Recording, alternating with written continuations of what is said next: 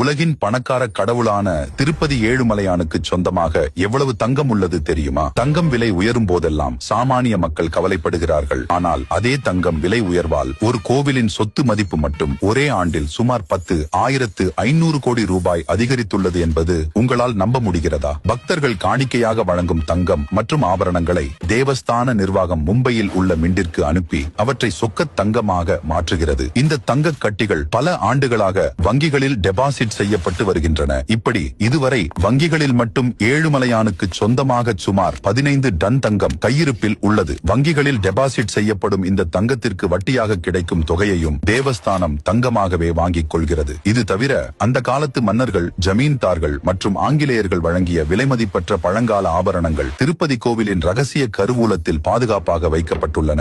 இதில் பத்மாவதி தாயார் திருமணத்தின் போது ஆகாசராஜன் வழங்கிய பழமையான தங்க கிரீடமும் அடங்கும். இவ்வளவு தங்கம் இருந்தும் பெருமாள் இன்றும் குபேரனிடம் வாங்கிய 1,11.4 மில்லியன் தங்க காசுகளுக்காக வட்டி கட்டி கொண்டிருக்கிறார் என்பது ஒரு ஆன்மீக ரகசியமாகும். பாதுகாப்பு காரணங்களுக்காக இந்த தங்க ஆபரணங்களின் முழு விவரத்தை தேவஸ்தானம் மிகவும் ரகசியமாக வைத்துள்ளது. உங்களுக்கு ஏழுமலையான் பிடிக்கும் என்றால் நமது சேனலை ஒரு சப்ஸ்கிரைப் செய்து கொள்ளுங்கள்.